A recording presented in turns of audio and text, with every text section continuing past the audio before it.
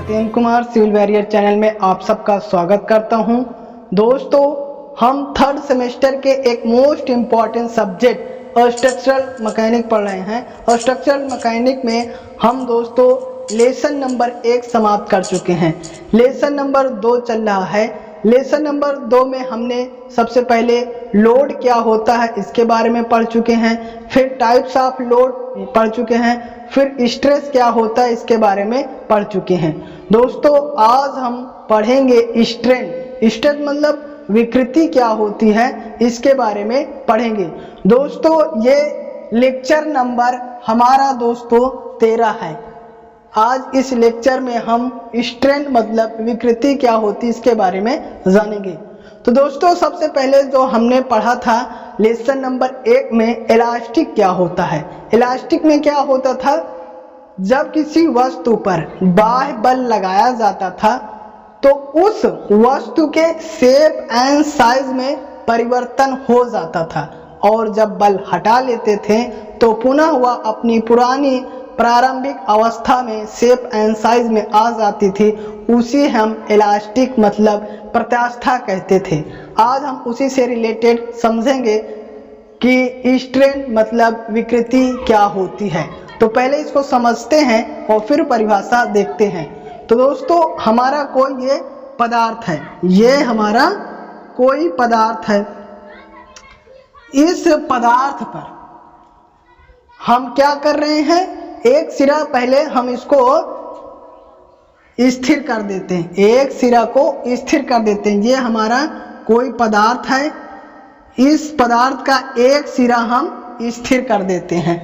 इस पदार्थ पर अब हम खिंचाव वाला मतलब टेंसाइल फोर्स लगा रहे हैं या फिर एक्सटर्नल फोर्स के रूप में हम टेंसाइल फोर्स लगा रहे हैं। ये हमने F फोर्स लगाया।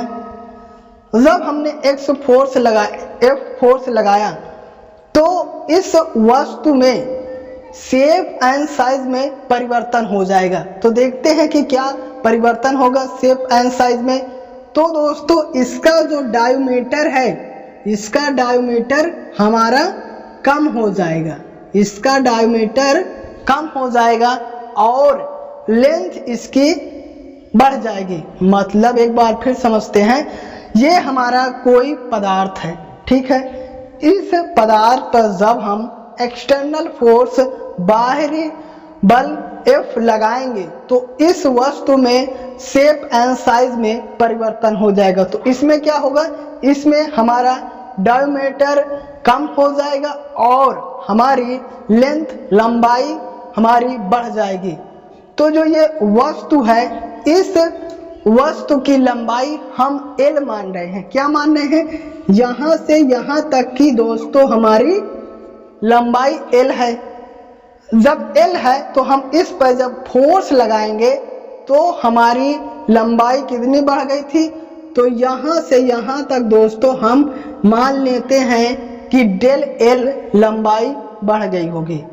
तो जो हमारा स्ट्रेन मतलब विकृति होती है उसकी परिभाषा क्या होती है, जो बढ़ी हुई लंबाई है, जो बढ़ी हुई लंबाई कितनी है, ये हमारा बढ़ी हुई लंबाई है, या फिर कहें कितना परिवर्तन हुआ है, मतलब वस्तु के आकार में कितना परिवर्तन हुआ है। तो वस्तु के आकार में परिवर्तन हमारा डेल L हुआ है और जो हमारा पुरानी लंबाई है L है, उसी के अनुपात को हम विकृति स्ट्रेन कहते हैं। एक बार फिर से समझते हैं कि जो हमारा पदार्थ है, इस पदार्थ पर जब कोई बाह्य बल लगाएंगे तो उस वस्तु के शेप एंड साइज में परिवर्तन हो जाएगा। तो वस्तु उस वस्तु के आकार में परिवर्तन हमारा दोस्तों क्या हुआ है, आकार में परिवर्तन हमारा डेल L हुआ है। तो उसके अनुपात तथा वास्तविक अनुपात हमारा क्या है, L है, उसी के अनुपात को हम विकृति कहते हैं। अब इसको हम परिभाषा से समझते हैं।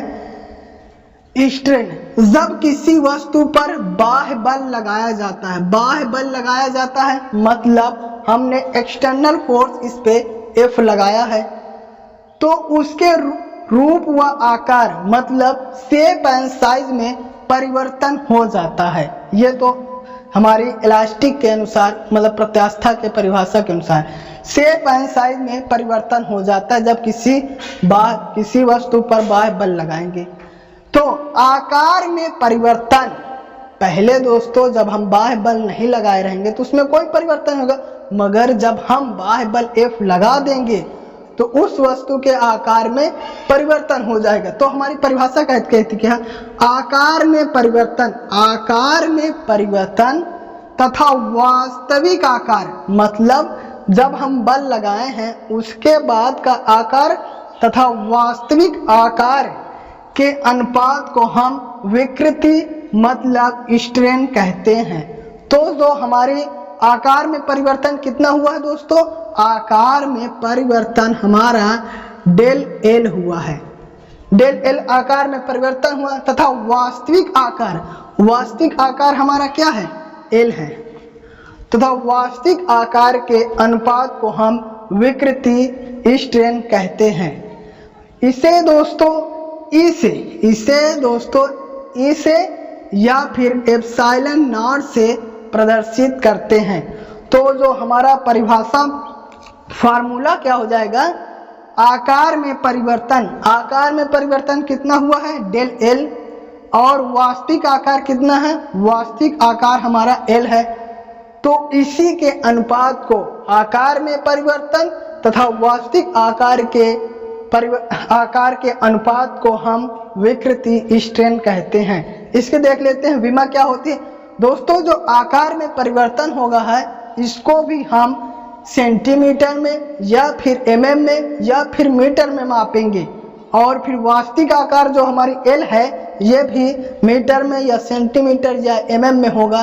तो सेंटीमीटर या उसकी एक ही हमारी इकाई है लंबाई की, तो लंबाई से कट जाएगा, तो इसलिए इसकी कोई विमा नहीं होती, मतलब स्ट्रेन की हमारी कोई विमा नहीं होती है। तो दोस्तों उम्मीद करते हैं आपको स्ट्रेन मतलब विकृति क्या होती है समझ में आ गया होगा। दोस्तों एक बार फिर से रिवीजन कर देते हैं कि स्ट्रेन मतलब विकृति क्या होती है।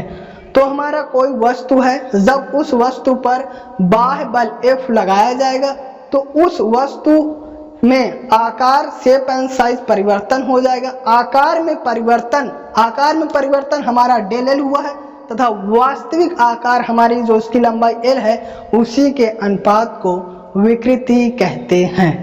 तो यह था दोस्तों हमारा विकृति। तो अब हम स्ट्रेन के टाइप्स जानेंगे। तो देखते हैं कि स्ट्रेन के टाइप कितने होते हैं। हमने स्ट्रेन क्या होता है इसको समझ चुके हैं। तो दोस्तों टाइप ऑफ स्ट्रेन में तो कई प्रकार के होते हैं, मगर जो हमें पढ़ना है तो विकृति या फिर स्ट्रेन निम्न प्रकार की होती हैं।